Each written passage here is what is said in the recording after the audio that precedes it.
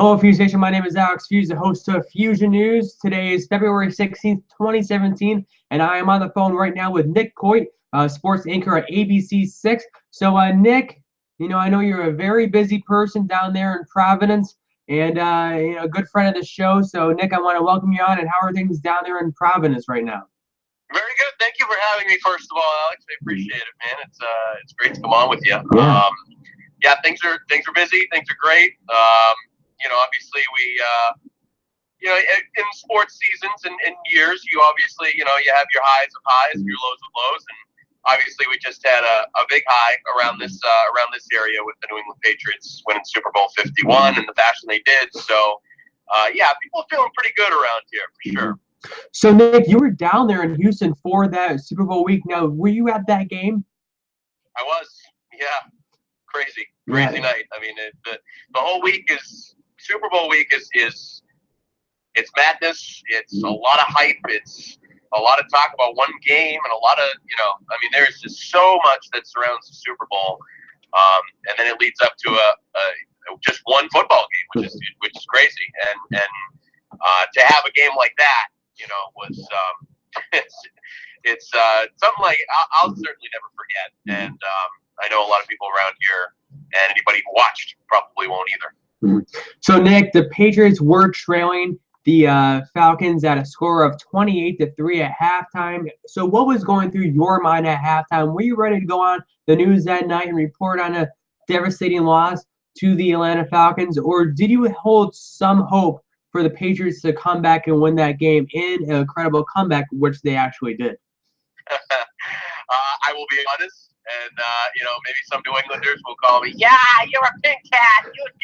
Come on, it's Tom Brady. But honestly, at 28-3, the way the Patriots were playing, even when they scored their first touchdown, the drive was it was slow. It didn't really seem like there was much urgency for the Pats. So, yeah, at that point I said, you know what?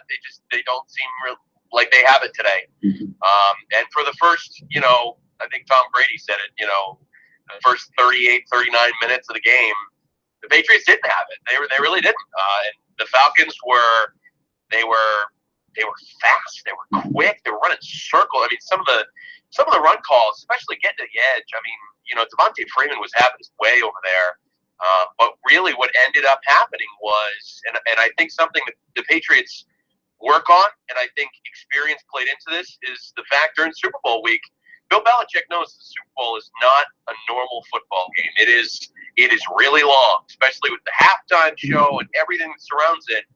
You have to be prepared for a long night, a long football game. The Patriots actually worked on conditioning, and endurance for the game and lasting the 4.5, however long the game goes. And I think it showed in the game because after 38, 39 minutes, you saw momentum change. You saw the Patriots, be able to really, have their way on offense. And the Falcons defense seemed to get worn down. And even Dan Quinn was mic'd up for the game, and you heard him say, we're gassed. And that's not good. That's you're going to the fourth quarter of a Super Bowl, and your team's gassed. And one team's trying to come back. It's like, whoa, that's not good. And I think that played a role into how the Patriots came back. And then obviously you have, number 12 under center for the Pats. And, he pulled off, maybe the greatest comeback of his career, certainly one of. And, the Patriots offense just, they showed a lot of mental toughness. I mean, you're down 25 points. Everybody in the stadium's thinking probably the way I was thinking, that they're down and they're not coming back. And, the Patriots, to their credit, even when they were mic'd up, you could see on at halftime, they're saying, you know what, we're going to come back, we're going to win this game. And they did. And it was just, what an amazing turnaround. Now, Nick, I have to, say this. With Tom Brady winning this Super Bowl, I think this cements him as the greatest quarterback of all time, and this creates Bill Belichick cementing him the greatest coach of all time. Now I have to ask you, do you think this Super Bowl win cements the New England Patriots as the greatest NFL franchise of all time? Ooh, that's a good question, Alex.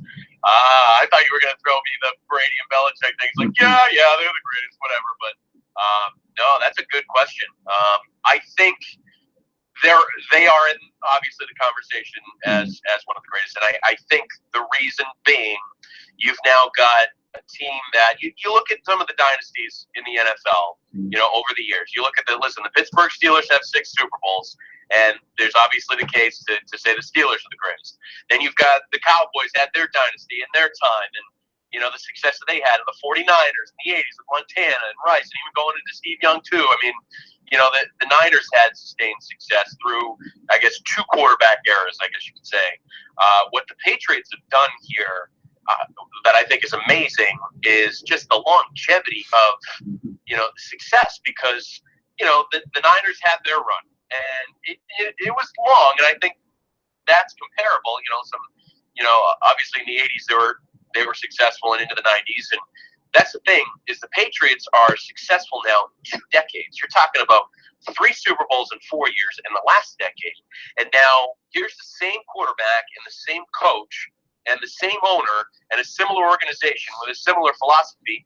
Now you've won 2 out of 3. And that is, that's unbelievable. It's impressive. It's a credit to what they've established here in New England. And listen, you pull off 3 out of 4, next year. I mean, does that conversation, that one end, as the greatest franchise? I don't know. So there's cases to be made, and I'm not going to sit here and say, yeah, go Pats. It's like that's. Listen, I mean, there's cases to be made for the Steelers, for the Niners, because I think the Niners had similar longevity. But man, I mean, there's a real good case now for the Patriots with, like I said, 3 out of 4 last decade, 2 out of 3 now, and no signs of them slowing down either. Yeah, and I think that case will definitely be closed in the future if, in fact, the Patriots even win 1 Super Bowl in the next 5 years. And, and the NFL is not built for these dynasties like this. When you have the MLB, and you have the Yankees, they've had so many great dynasties. And with the NFL, with this salary cap, it's really not built for great dynasties, right? That's a great point. And I think that's what plays into, a case to be made for the Patriots having a successful run. Maybe the most successful is because, they've been able to sustain the success in the salary cap era, free agency.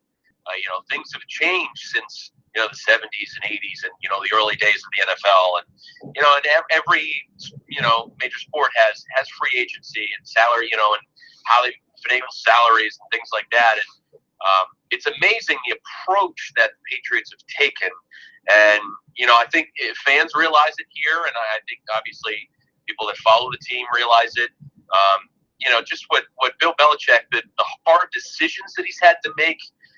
Rarely does he go out and does he, spend a lot of money on a player. I know the Pats are talking about off-season moves right now, and what they may or may not do when it comes to re-signing Dante Hightower, who seems to be at the top of their list in terms of free agents. But in the past, there's a handful of guys, just a handful, that the Patriots have said, okay, we're going to pay him because he's a pillar of our organization, and we need to keep him here. The guys I can think of are Vince Wilfork.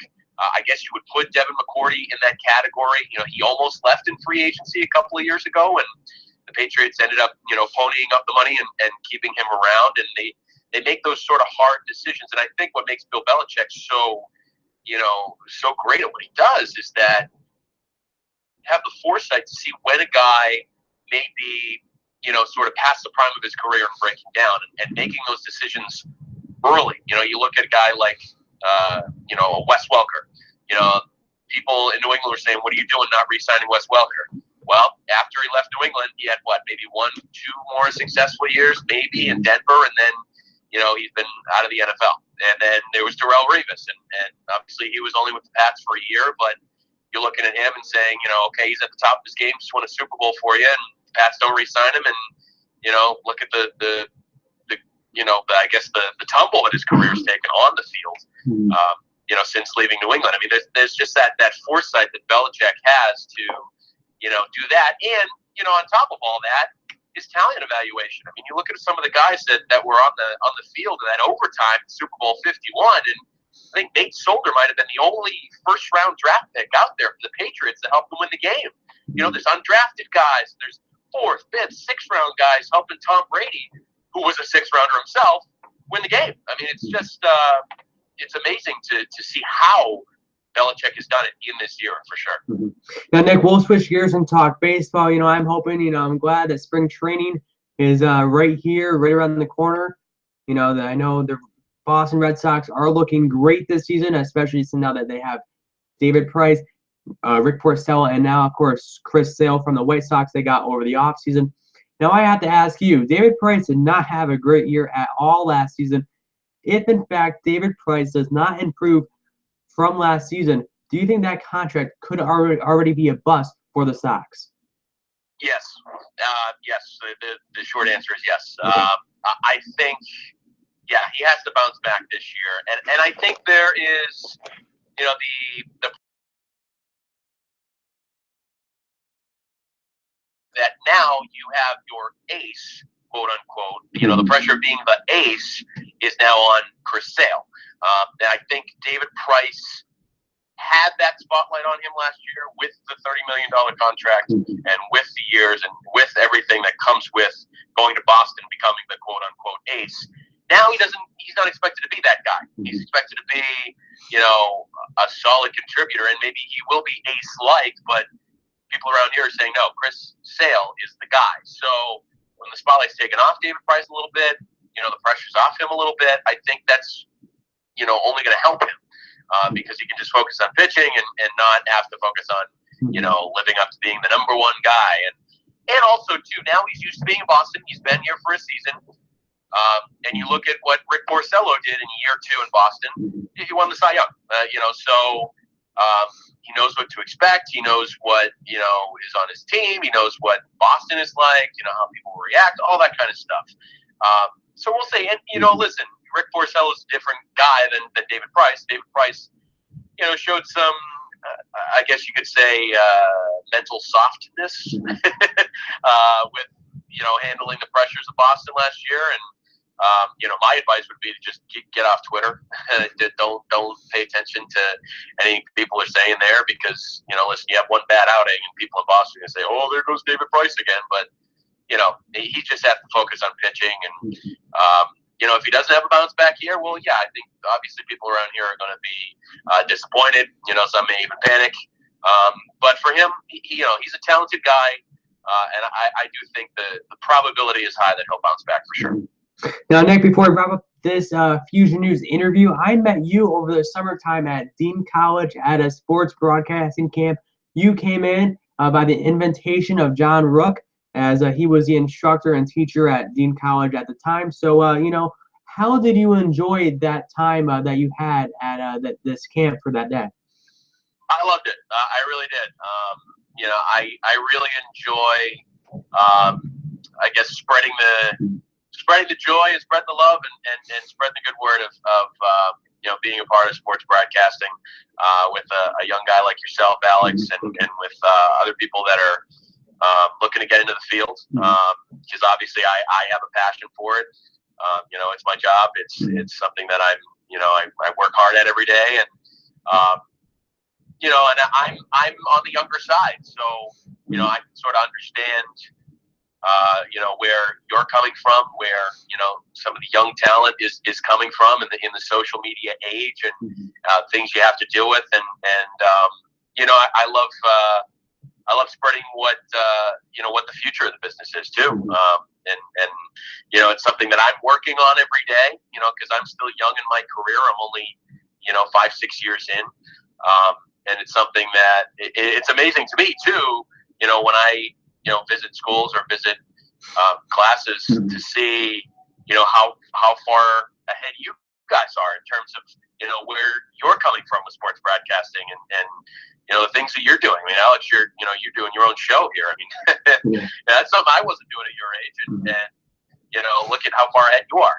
It's amazing. And it makes me want to say, okay, well, maybe I should try to do something like this, or maybe I should enhance what I'm trying to do. So, it's fun. And listen, hey, we're a fraternity. We all are passionate about the same thing, which is sports and media. So I enjoy any opportunity that I get to spread the good word for sure. Thank you for saying that about me. And now, Nick, when you talked at Dean College, one thing stood out to me. from the whole talk was that you were actually a wrestling fan. So, are you still watching the WWE? I know there was a big pay-per-view over the weekend, Elimination Chamber. So did you have the time? I know you've been recovering from that big Super Bowl game a week and a half ago already. And did you have the time to check out that pay-per-view yet or no? Well, listen, I worked a lot of hours when I was in Houston, and we did a lot of stuff when we were down there and had a lot of content to produce. But I always found the time to sneak in a match or two from the Royal Rumble, and then obviously this weekend, being back home, I got to watch Elimination Chamber, and I have to say, I've been waiting so long for the WWE to realize you need to put the belt on Bray Wyatt. He's a superstar. I love the move. I love it, love it, love it. I think his character deserves a title run. I think it's, oh man, I love the move. I can't say enough about it. Now, last question here before we wrap up this interview. When Brock Lesnar defeated The Undertaker at WrestleMania 30, the year after, The Undertaker wrestled Bray Wyatt. Do you think that WWE should have had The Undertaker go over Brock Lesnar at WrestleMania 30 and have Bray Wyatt defeat The Undertaker at WrestleMania 31? It's an interesting question. I think there were, listen, it's something that has been pondered since the streak was broken with The Undertaker. And, I think the case was strong to try to put a guy over, in terms. And listen, Brock Lesnar was already over. We knew who Brock Lesnar was. And, I think if it was me, I would have loved to have a superstar that, his career took off from something like that, maybe like a Bray Wyatt or, maybe a younger guy, maybe 2 years down the line, maybe it's Finn Balor that does it, somebody that has a similar type character, a demon type personality or whatever. But, listen, it happens. It was shocking. No one expected it. I didn't expect it. It was one of those, oh my God moments that you'll never forget. We're still talking about it and still analyzing it. But listen, hey, I think The Undertaker was okay with it. I think, Lesnar, obviously they pumped it up. Paul Heyman is so good at pumping that up. So it's worked out. I think, and I think Bray Wyatt's career is just taking off too. And now that he's a champion, I think it's really going to propel. Yeah, I definitely agree with that. Well, Nick, I want to say thank you for coming on my show tonight. And where can the fans follow you on Twitter and read and watch some of your highlights and articles online? Ooh, free plug. Twitter, my handle is @NickCoit, NickCoit. I'm on Facebook too, Nick Coit, sports anchor reporter. I work for obviously ABC6 Providence, so ABC6.com. Is where some of our stories go up and what we do on a daily basis. But I'm trying to think of anything else. I'm not on Snapchat, so that's something I got to try out, but not yet. So maybe at some point soon. But yeah, that's where you follow me. Okay, great. Thank you again, Nick, for coming on my show. I greatly do appreciate it. Thanks, Alex. Appreciate it, man. Okay, Fuse Nation, I just wrapped up that interview with Nick Coit. I'm going back live here on YouTube at 7:30 with Greg Allman. Talk some Tampa Bay Buccaneers. It's going to be a great show. Thanks for watching Fuse Nation. Follow me on Twitter @AlexFuse. Always be a subscriber of the Fuse Nation. Thanks for watching. I will see you at 7:30. Be kind to one another.